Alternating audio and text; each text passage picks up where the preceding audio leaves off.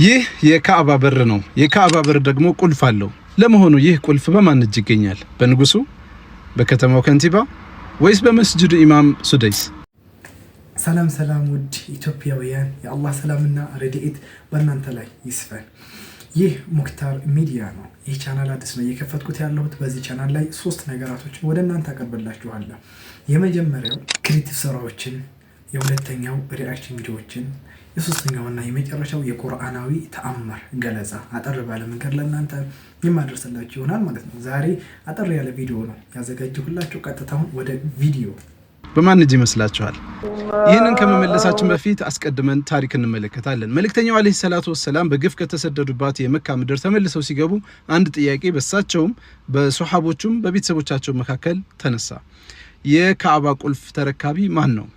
በወቅቱ ዑስማን ኢብኑ ጠልሃ የተሰኘ ሰሃባ በእጁ ቁልፉ ይገኝ ነበር። እሱም ደግሞ የበኑ ሸይባ ቤተሰብ በመሆኑ ይህ እጣ ደርሶት ነበር። መልእክተኛው አለይሂ ሰላቱ ወሰላም በአንድ ወቅት ዑስማን ኢብኑ ጠልሃን ቁልፉን እንዲሰጣቸው እንዲከፍትላቸው በሩንና ውስጡ ገብተው እንዲሰግዱ ጠይቀውት ያውቃሉ። በዛም ወቅት ከልክሏቸዋል።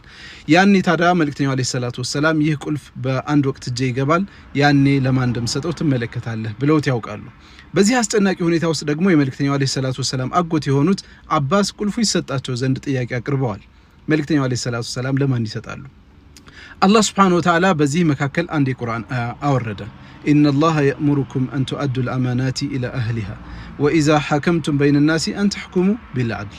አላህ ሱብሓነሁ ወተዓላ አማናን ወደ ባለቤቱ እንድትመልሱ ያዛችኋል፣ ስትፈርዱ ደግሞ በፍትህ እንድትፈርዱ ያዛችኋል የሚል የቁርአን አያ ወረደ። በዚህ ሰዓት መልእክተኛው አለይሂ ሰላቱ ወሰላም ዑስማን ኢብኑ ጠልሃን አስጠርተው ይህንን ቁልፍ ለሱ አስረከቡ። በዚያም ወቅት አንድ ታሪካዊ ንግግር ተናገሩ።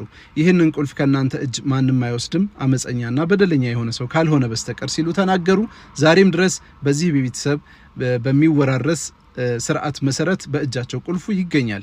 አሁን የሚገኙት 78ኛው እንግዲህ ይህንን ቁልፍ ከያዙት መካከል ነው። 78ኛው ሰው ናቸው።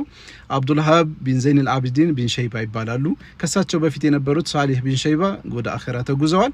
በቤተሰቡ ስርዓት መሰረት በእድሜ ትልቁ ስለሚረከብ በእድሜ ትልቅ የሆኑት አብዱልሃብ ይህንን ቁልፍ ተረክበው ዛሬ በእጃቸው ይገኛል። ቁልፎቹ 3 ሲሆኑ ሁለቱ ካዕባን ለመክፈት ያገለግላሉ። አንዱ ደግሞ የመቃሙ ኢብራሂም ቁልፍ ነው።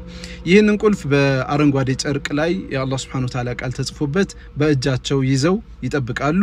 ንጉሱም ይሁን ማንም እንግዳ ሲመጣ ከነዚህ ቤተሰብ ቁልፉን የያዘው ሰው መጥቶ ካልከፈተላቸው በቀር ማንም መግባት አይችልም።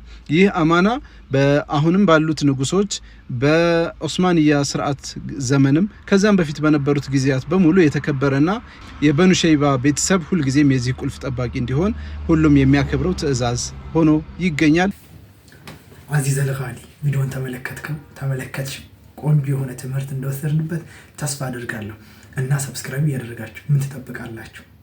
ሰብስክራይብ ስታደርጉ ደግሞ የደወል ምልክቷን መንካት አይረሳ። ምክንያቱም አዳዲስ ቪዲዮ ስለቅ ምልክት ይገባላችኋልና ማለት ነው። ደግሞ የረሳሁት ነገር ቢኖር ከቁርአንና ከሐዲስ ያፈነገጠ ስራ ካያችሁ ባዩ ላይ ባለው ስልክ ቁጥር እየደወላችሁ ተስተካከል እንድትሉኝ በአላህ ስም ጠይቃለሁ። ወሰላሙ አለይኩም ወራህመቱላሂ ወበረካቱ።